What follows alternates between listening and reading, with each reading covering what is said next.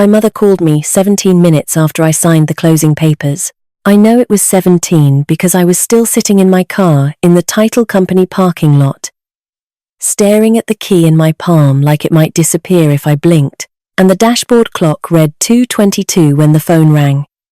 She did not say hello. She did not say congratulations. She said, "You have 72 hours to put your sister's name on that deed, Nora, or you will be hearing from my attorney." I sat there with the engine off, the key to my first house in my right hand and my mother's voice in my left, and I thought about how strange it is that the same woman who taught me to crack eggs with one hand had just cracked something in me with one sentence. "You owe this family," she said. "I raised you for 15 years. That house should have been your sister's future." Then she hung up, and I sat in that parking lot in my 2014 Honda Civic, the one I bought used with cash because I do not believe in car payments the way some people do not believe in ghosts, and I listened to the country station play a song I did not recognize while the afternoon light moved across the dashboard like it had somewhere better to be. Let me tell you how I got here. Because you need the full menu before you understand why the bill came as such a surprise.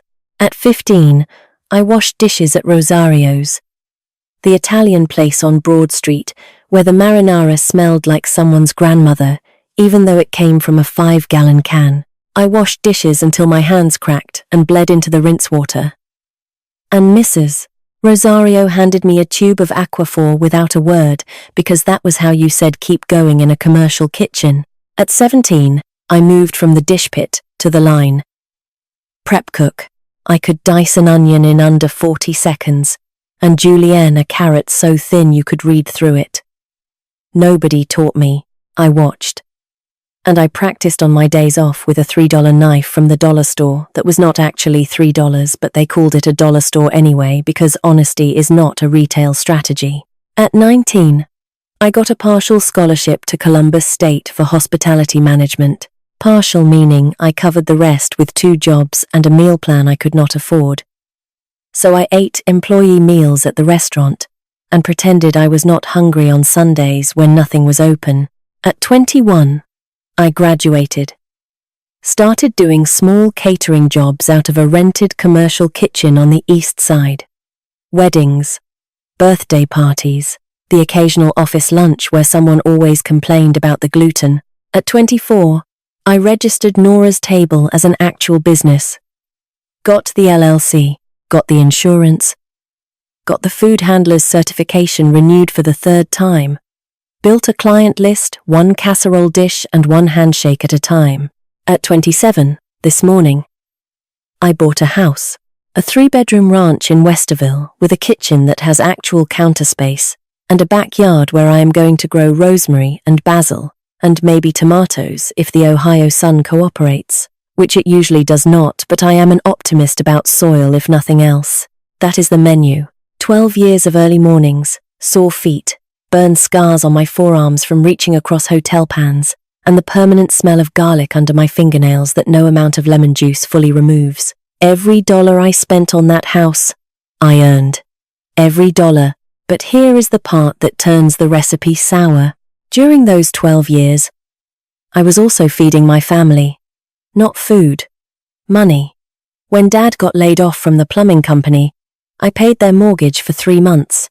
When the roof started leaking, I wrote a check for the repair because Mum said they could not afford it, and winter was coming. I paid the electric bill so many times I had the account number memorized the way most people memorize their own.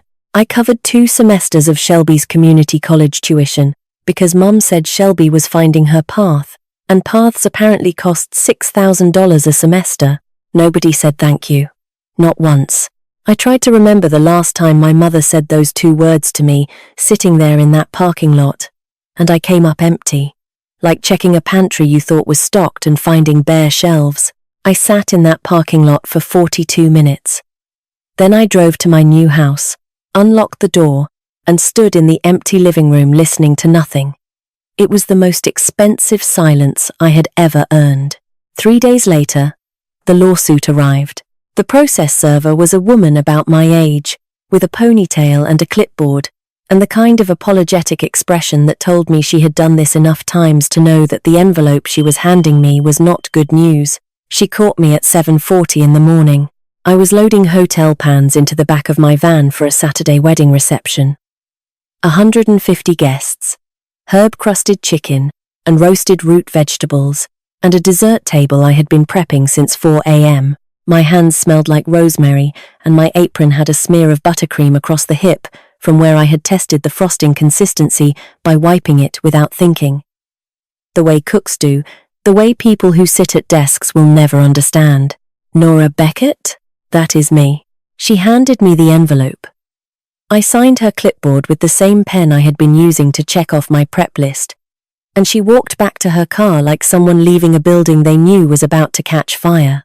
I opened it, standing next to my van, flour still dusting my left sleeve. The Cuyahoga County Court of Common Pleas header stared back at me, and underneath it, two names I had been saying since before I could read: Diane Beckett and Gregory Beckett. Plaintiffs versus Nora Beckett, defendant. My parents were suing me. Officially, on paper, with a case number and a filing date and a court seal that made it real, in a way that my mother's phone call 3 days earlier had not quite managed. The claim was unjust enrichment. I had to read it twice, because the first time through, my brain rejected the words the way your tongue rejects food that has turned.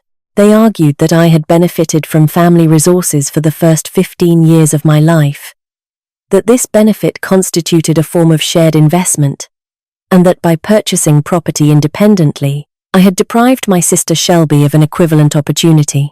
They were asking the court to either force me to sell the house and divide the proceeds, or to add Shelby's name to the deed.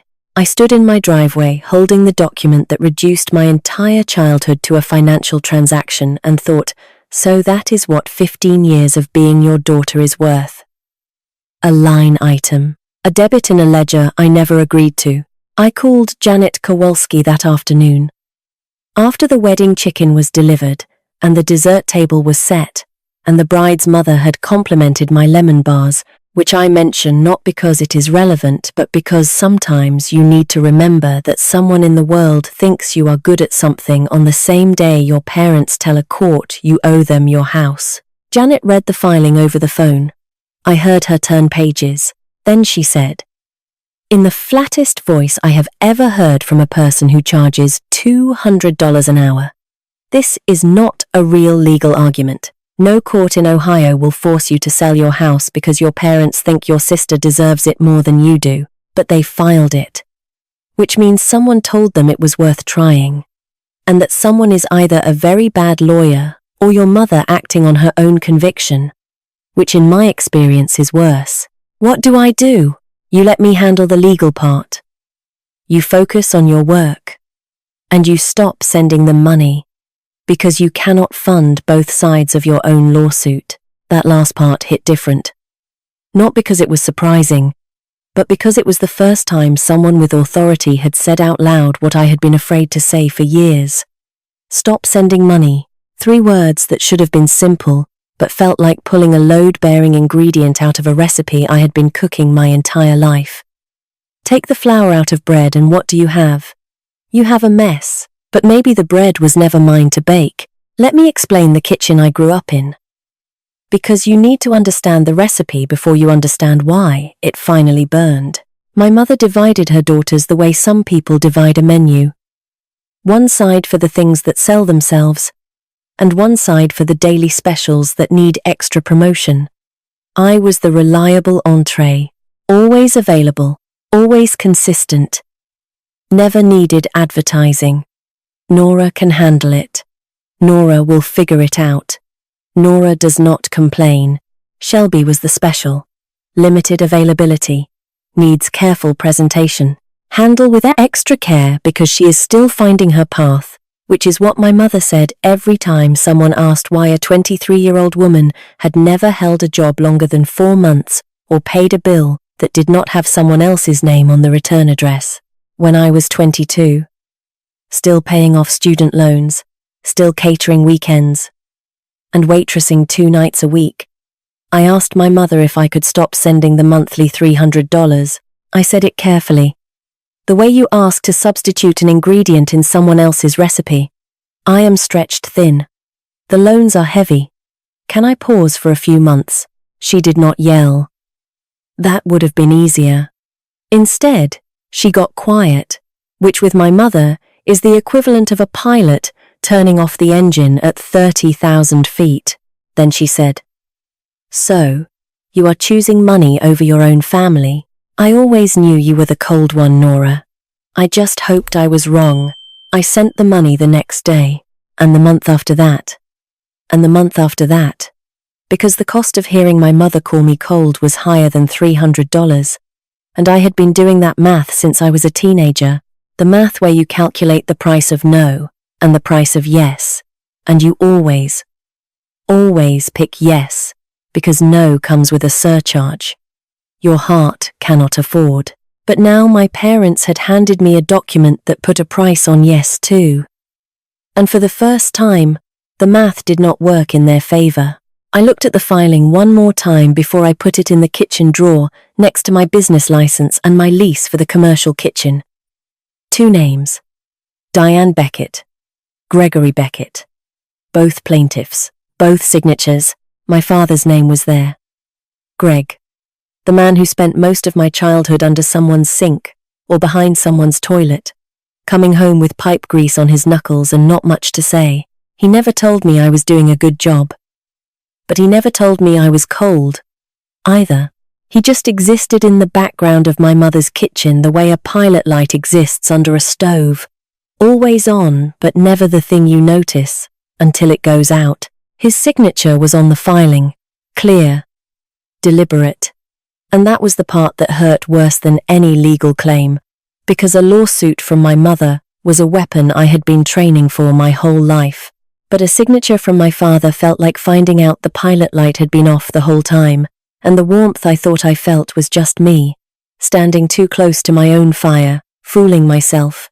I closed the drawer. I had 150 people to feed by Saturday. My parents could wait. If the people who raised you handed you a lawsuit instead of a housewarming gift, what would you do? Because I am about to tell you what I did.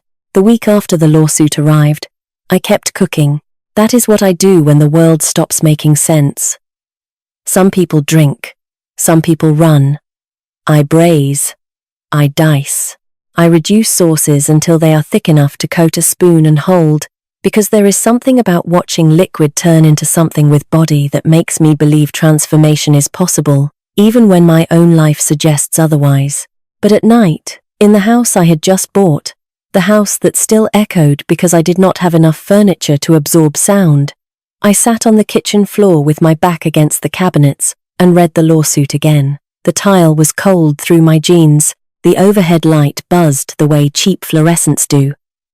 Not quite flickering, but threatening to, like it was also trying to decide whether to stay or go. Unjust enrichment. I read those 2 words so many times they stopped looking like English and started looking like a math problem someone had written in a language I did not speak. Was it true? 15 years under their roof, 3 meals a day, more or less, a bed, hot water, the basics of being alive that parents provide because that is what parents do, or at least what I thought they did, until my mother reframed it as an invoice. Maybe I was selfish. The thought arrived quietly. The way mold grows on bread you forgot in the back of the pantry. You do not notice it at first. Then suddenly, it is everywhere. Maybe buying this house while Shelby had nothing was the kind of cruelty my mother always said lived inside me. Maybe the cold one was not a label she gave me but a truth she recognized. I stopped sleeping through the night. I stopped accepting calls from numbers I did not recognize because every ring sounded like another envelope. Friends from the catering network texted asking if I wanted to grab coffee or split a booth at the farmer's market, and I made excuses the way I make pie crust. Quickly, with cold hands, hoping nobody noticed the cracks. On Thursday, I drove to Mrs. Pham's produce shop on Cleveland Avenue to pick up vegetables for a Friday order. 60 servings of grilled vegetable medley for a retirement party. I needed bell peppers, zucchini, and enough red onion to make a grown man cry. Which felt appropriate given my current emotional state. Mrs. Pham is 62 years old. She has run that shop for 19 years, ever since she arrived from Vietnam with her husband, who died 4 years after they opened. She kept the shop, she kept the name, she kept the hours. 5 a.m. to 6 p.m., 6 days a week. Because Mrs. Pham does not believe in days off the way I do not believe in car payments. We understand each other in the way people do when they have both built something from the floor up and know exactly how cold that floor was. She was stacking bok choy when I walked in. She looked at me the way she always does, like she is reading the nutrition label on your soul and deciding whether you are worth stocking. Then she said, not asked, said, "You look like someone carrying groceries and something heavier." I did not plan to tell her. But the thing about Mrs. Pham is that her silences have gravity. They pull things out of you. So I told her, standing between the lemongrass and the Thai basil, about the phone call and the lawsuit and the 2 names on the filing and the cold tile floor at midnight. She kept stacking bok choy while I talked. When I finished, she placed the last bunch, aligned it precisely with the others because Mrs. Pham does everything precisely. And then she looked at me. "I sent money home for 12 years, she said. "Every month. My family built a house with it. 3 bedrooms, a garden, a tile roof I paid for from behind this counter. When I went back to visit, they gave me the guest room." She paused. "The guest room. In the house, my money built." She put my bell peppers in a bag, weighed them, wrote the price in pencil on the bag, the way she always does, because the label printer broke in 2019, and she never replaced it. "I stopped sending," she said. "They called me ungrateful. I called myself free." Then she handed me the bag and said the sentence that rearranged something inside me, the way you rearrange a kitchen when you finally admit the layout has never worked. "You are not a bank, Nora. You are a person." I drove home that night with 3 bags of vegetables and one sentence I could not stop repeating. "You are not a bank. You are a person." I said it out loud in the car. Testing it. The way you test a recipe for the first time. Not sure if it will hold but hopeful enough to keep stirring. The first month without my money arrived at my parents' house the way February arrives in Ohio. Slowly at first, then all at once, and colder than anyone prepared for. I know this because my mother told me. Not directly. Diane Beckett does not admit need directly. She communicates it the way a smoke alarm communicates. Loudly, indirectly, and always framed as someone else's emergency. The call came on a Tuesday evening. I was testing a new lemon herb vinaigrette for a corporate lunch order. Adjusting the ratio of acid to oil, the way you adjust the truth when talking to someone who does not want to hear it, carefully and knowing it probably will not land anyway. "The electric bill is past due," she said. "No, hello. No, how are you?" We had moved past greetings the way some families move past holidays. Without announcement. Just absence where warmth used to be. "I am paying my lawyer, Mum." "The lawyer I need because you sued me. That is different. That is legal. This is family." I let that sentence sit between us for 3 full seconds, which in phone silence is an eternity. The woman who had filed a court document to take my house was now asking me to pay her electric bill and explaining to me the difference between legal and family, as if those 2 things had not collided in a courtroom filing with my name on it. "I cannot do both," I said. "You mean you will not?" "I mean I cannot." "Those are different words, Mum. You should know. You hired a lawyer to rearrange mine." She hung up. That was how conversations with my mother ended now. Not with goodbye, but with the click of a receiver that sounded like a period at the end of a sentence neither of us had finished. Month 2 landed harder.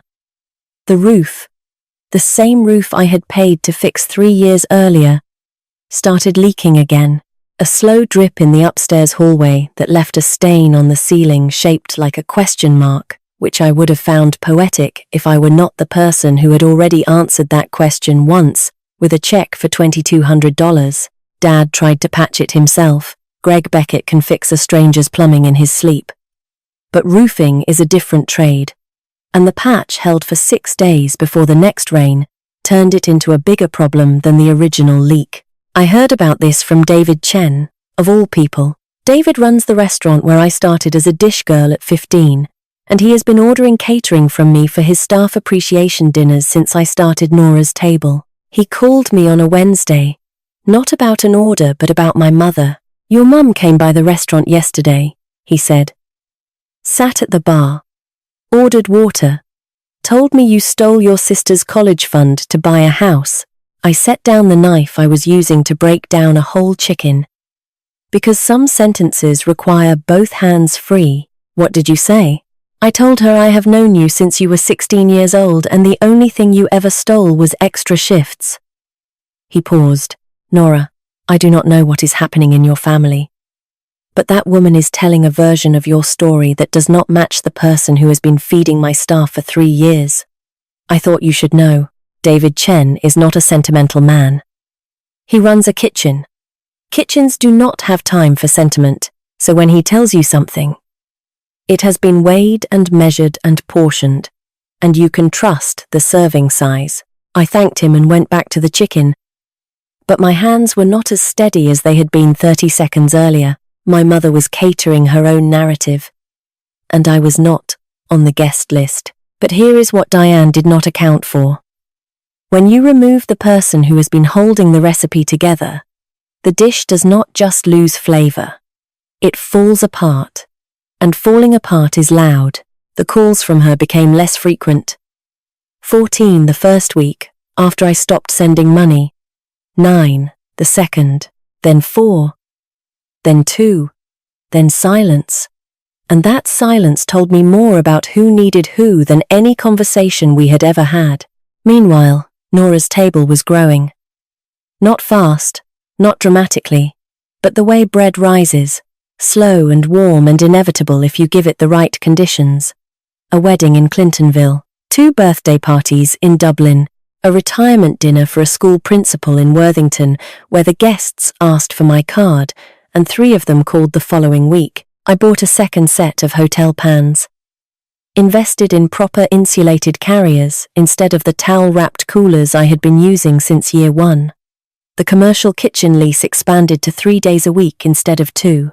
For the first time in 12 years, every dollar I earned stayed in my own account. The math was different now. Not easier, because lawyer fees are not cheap, and a new mortgage is not forgiving, but cleaner. No hidden line items, no surcharge for being the reliable one. Just income minus expenses equals mine. Then Shelby called. It was a Thursday night. 8:45. And I was washing cutting boards in my kitchen at home.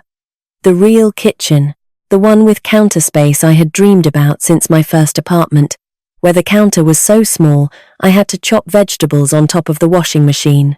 Shelby's name appeared on my phone screen for the first time in 4 months. Nora? Her voice was smaller than I remembered. Younger.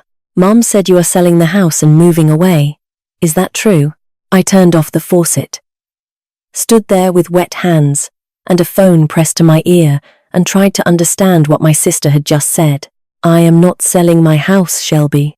But Mom said she said you are leaving Ohio, that you do not want to be near the family anymore. Shelby. Did Mom tell you anything else? About what happened between us? Silence. The kind of silence that answers the question before the person does. She said you had a disagreement about money. That you cut her off. That you chose a house over your family. She did not know. My 23-year-old sister, the golden child, the one this entire lawsuit claimed to protect, did not know there was a lawsuit.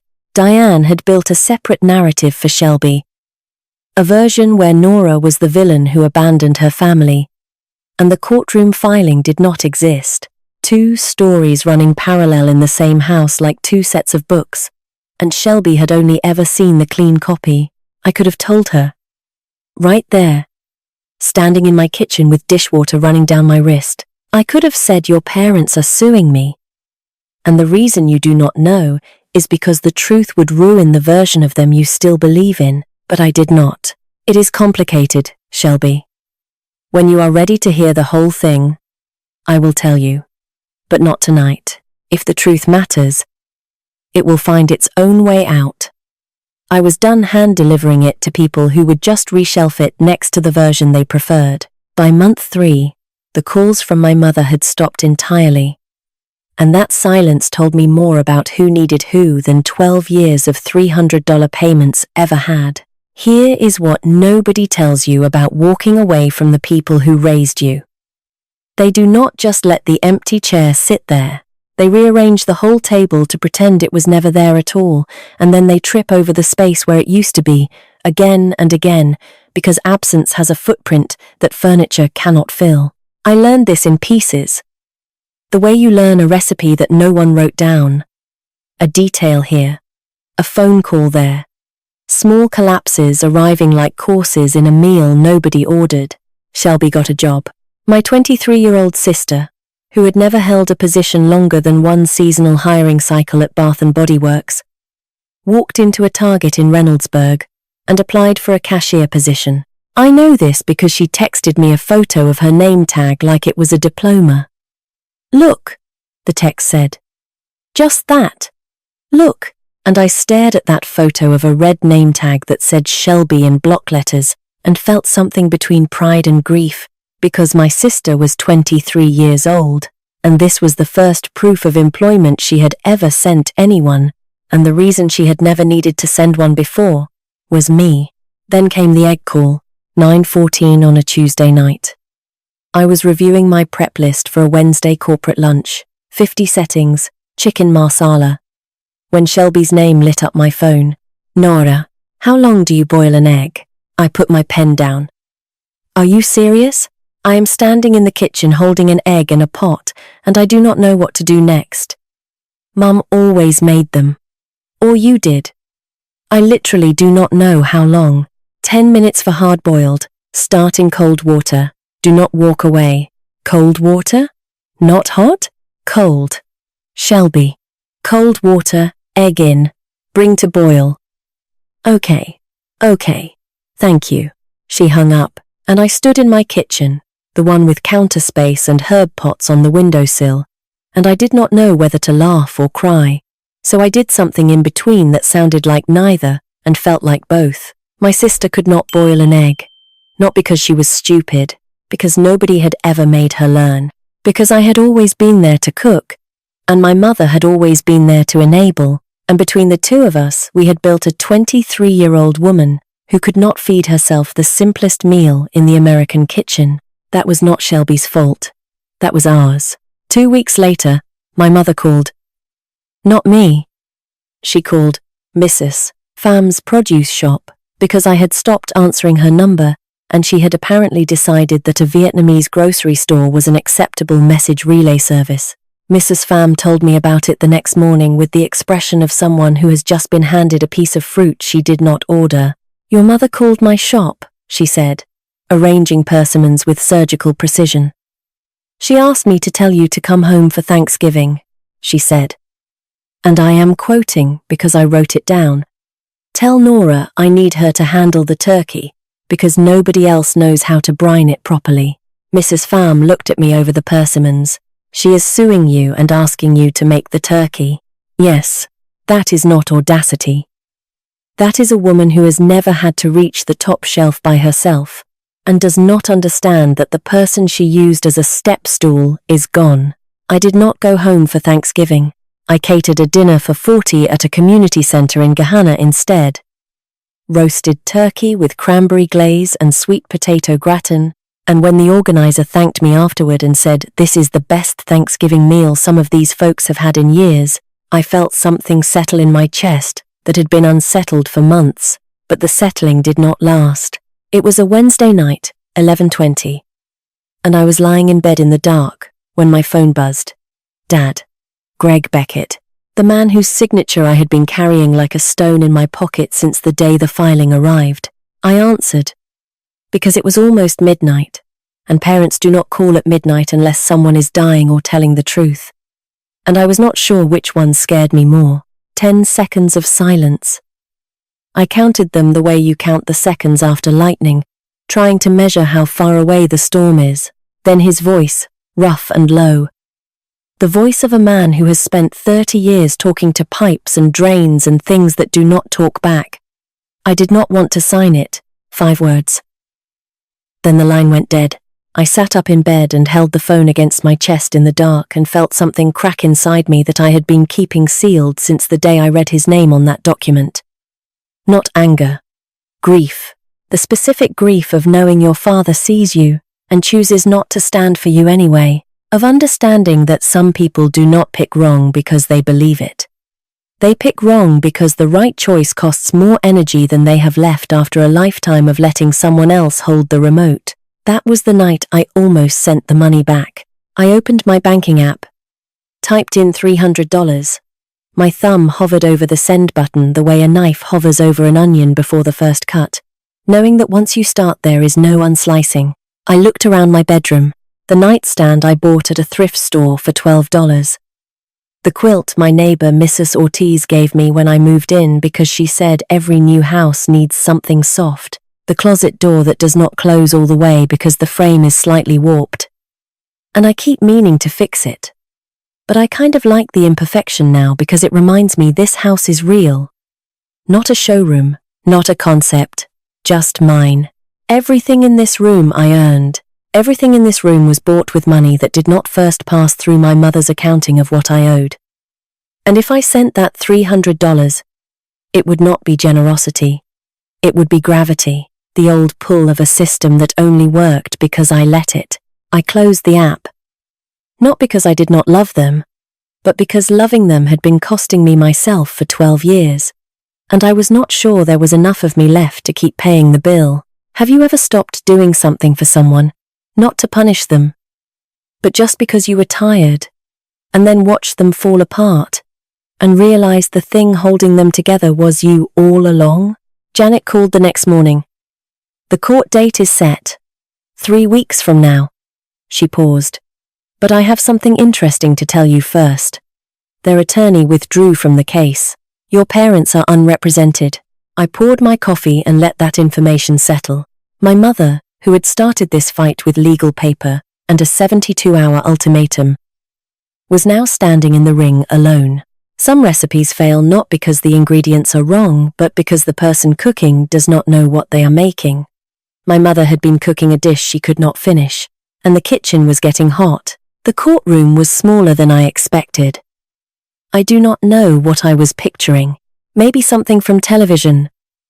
Marble columns and a jury box, and dramatic lighting. What I got was a room on the 3rd floor of the Franklin County Courthouse that smelled like floor cleaner and old coffee, with fluorescent lights that reminded me of my kitchen at midnight, and wooden benches that looked like church pews for people whose prayers had not been answered.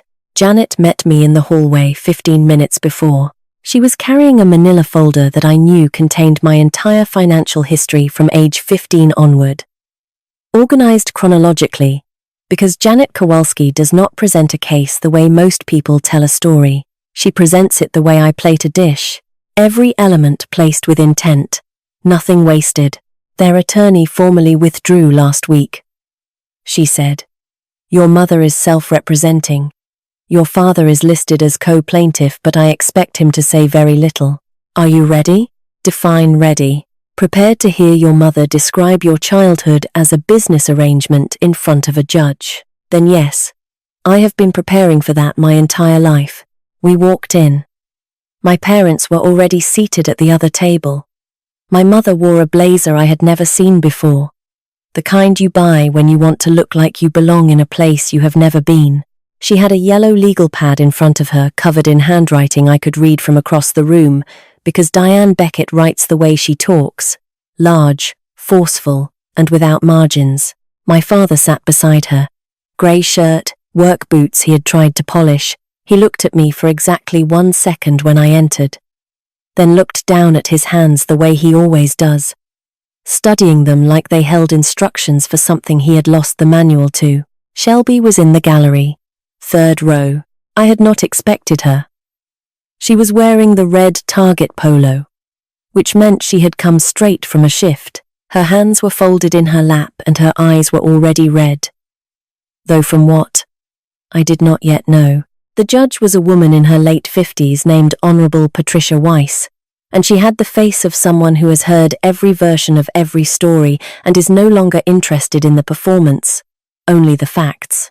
My mother went first. She stood up with her legal pad and began reading what she had written. And I will give her this. She believed every word. That is the thing about Diane. She is not a liar the way people usually mean. She is a narrator who has told herself one story for so long that it has replaced the original the way a cover song replaces the version you first heard. Your Honor, my daughter Nora lived under our roof for 15 years. We fed her, clothed her, provided everything a child needs. When she left, she took the advantage of that foundation and built a life.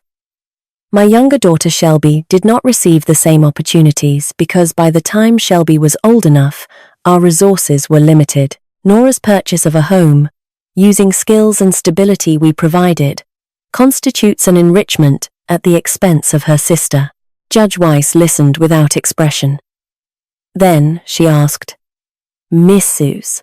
Beckett, did you financially contribute to your daughter Nora's home purchase in any way?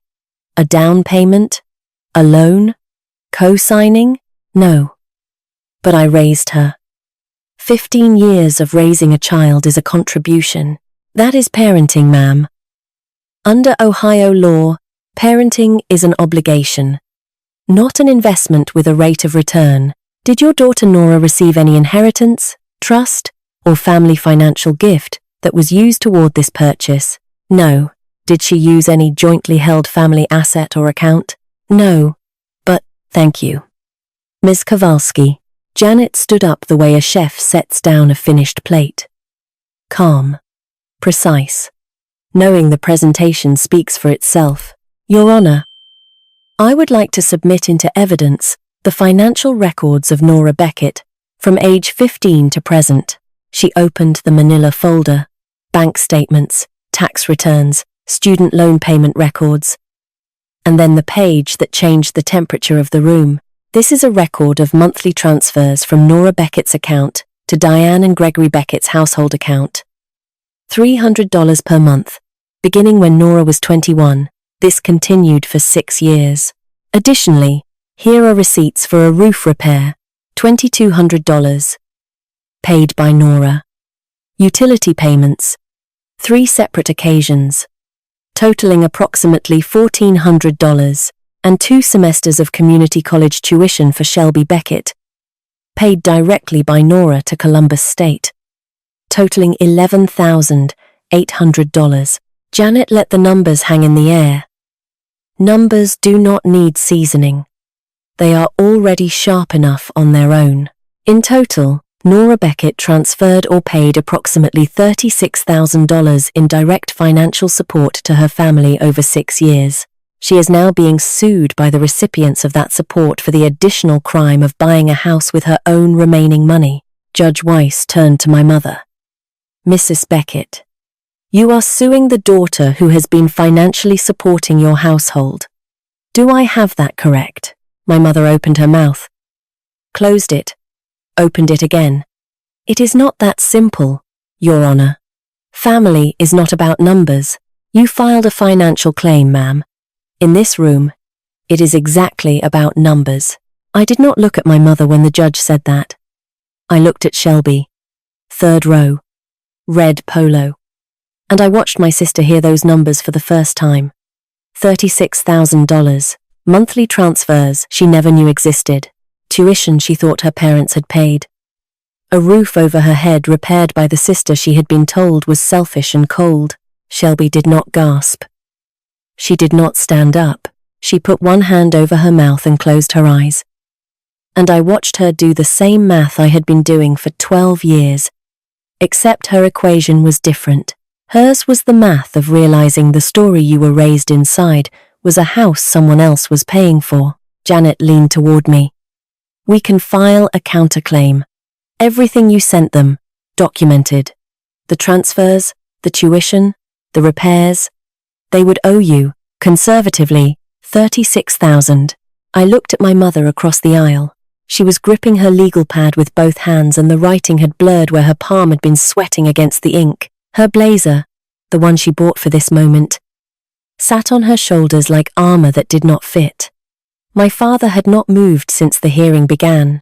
His hands were still in his lap, studying the same invisible instructions, finding no answers. And I thought about Mrs. Pham's produce shop and the guest room in the house her money built, and the sentence that had rearranged my kitchen. You are not a bank. You are a person. No counterclaim, I said. Janet looked at me. You are sure? I am sure. I did not come here to win money. I came here to stop losing myself.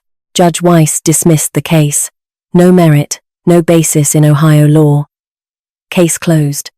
She said it the way a timer goes off in a kitchen, a clean, clear sound that means something is finished. We filed out.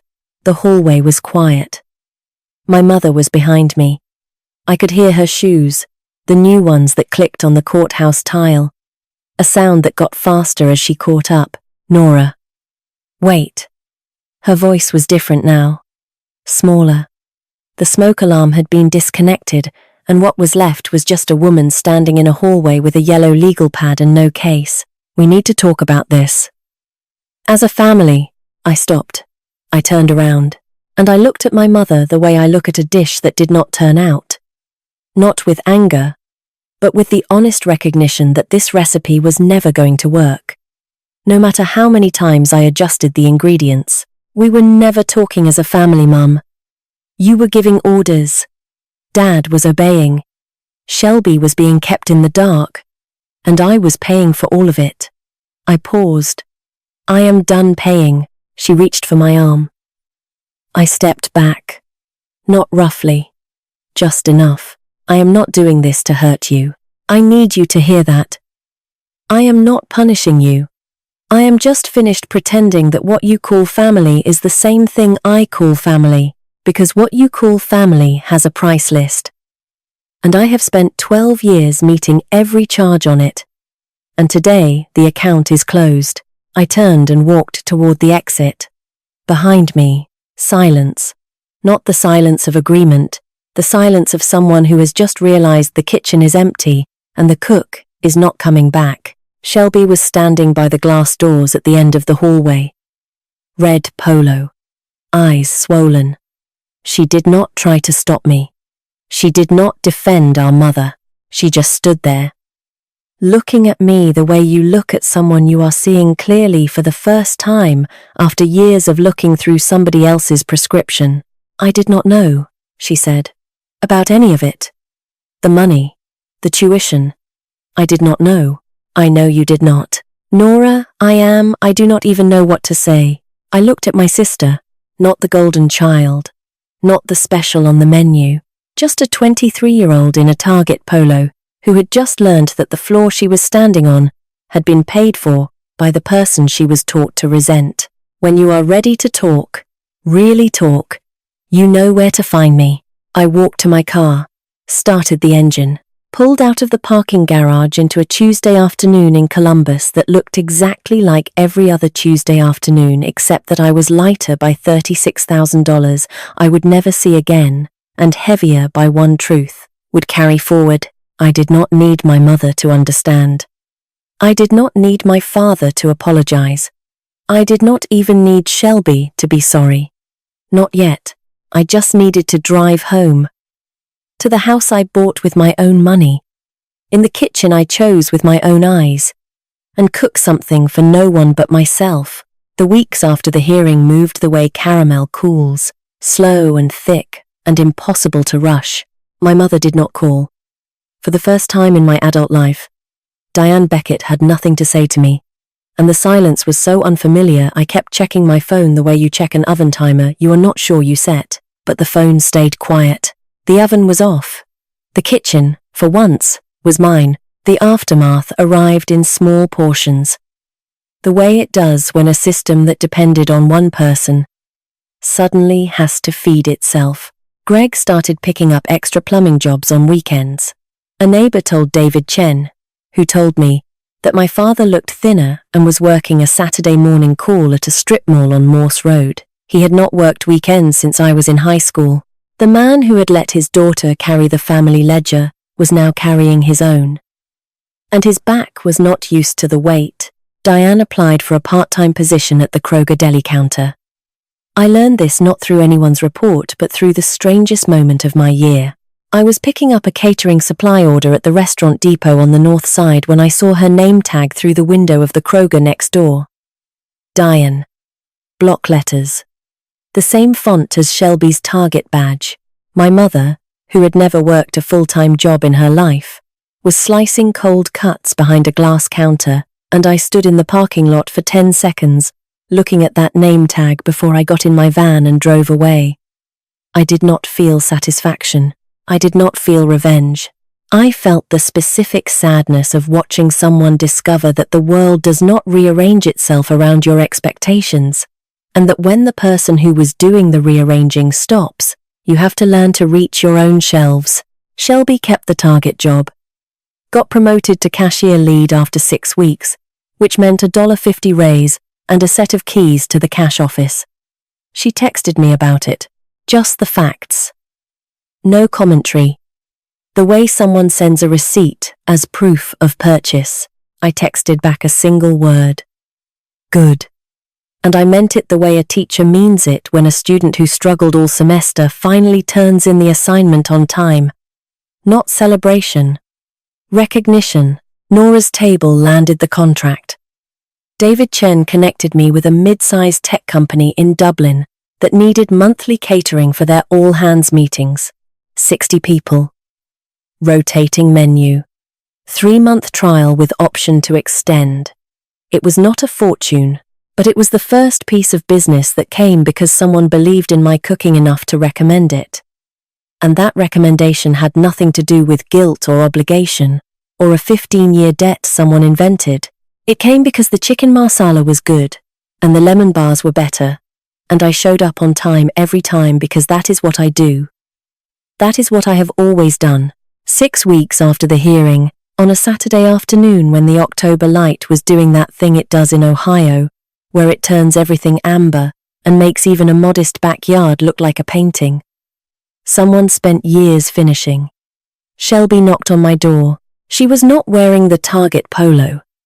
She was wearing a jacket I did not recognize, which meant she had bought it herself, and that detail mattered more than she probably knew. Can I come in? I stepped aside.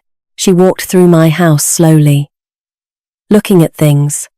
The kitchen, with the counter space, the herb pots on the windowsill, basil and rosemary, and one stubborn thyme plant that refused to die despite my inconsistent watering schedule.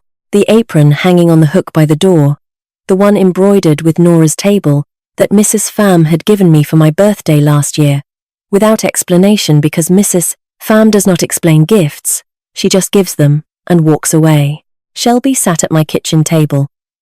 The real one, not the garage sale table from the first week. A 4-seater I had bought from a furniture store in Westerville with money I earned and did not owe anyone. I got a job, she said. I am paying my own phone bill now. It is the first bill I have ever paid in my life. She paused, looked at her hands. It felt weird. Good weird. Like the first time you eat something you cooked yourself, and it actually tastes like food. I almost smiled at that. Almost. I did not know you were paying for everything, Nora. Mom told me Dad's insurance covered the tuition. She said the electric bills were handled. She said the roof was a home equity loan. Shelby looked up. I should have asked. I should have looked. I was living in a house I did not examine, and I am sorry. I sat down across from her. My sister. Not the golden child. Not the special, just a 23-year-old woman who was learning, later than most but earlier than some, that the floor beneath her had been someone else's labor. I am not ready to forgive everything yet, Shelby. There is a lot, and some of it was not your fault, but some of it was, and I need time to sort out which is which. I know, but I am glad you are here. I made pasta. Aglio e olio, garlic, olive oil, red pepper flakes, and whatever pasta is in the cabinet. The cheapest meal I know how to make, and the one I ate 3 times a week during community college, when my budget was so tight it squeaked. I made it for Shelby, because it is honest food. No performance, no presentation, just heat and oil and garlic and thyme. We ate in my kitchen. The kitchen I chose. In the house I bought. At the table I earned. 2 sisters who had spent 12 years on opposite sides of a menu neither of us wrote. Finally sitting at the same table with a meal that cost $2 and tasted like the beginning of something I did not have a name for yet. After Shelby left, I washed the dishes, stood at the sink and looked through the window at the backyard where the rosemary was holding on despite the early frost, and the basil had given up, and the thyme was still being stubborn, because thyme does not know any other way to be. I picked up my phone, opened the contacts, scrolled to Mum, scrolled to Dad, did not delete them, did not call, just set the phone down on the counter, dried my hands on the kitchen towel, and started prepping for Monday's order. 60 chicken breasts to marinate, a vinaigrette to emulsify, a business to run. People will tell you that family is everything, and maybe they are right. But what they do not tell you is that you get to decide which everything, the everything that hands you a bill for being born and calls it love, or the everything you build with your own 2 hands, in your own kitchen, on your own terms. I chose the kitchen, and the kitchen chose me back. So tell me this. If you have been carrying people who never once asked if your arms were tired, when do you set them down? And when you finally do, is it cruelty? Or is it the first honest thing you have done for yourself?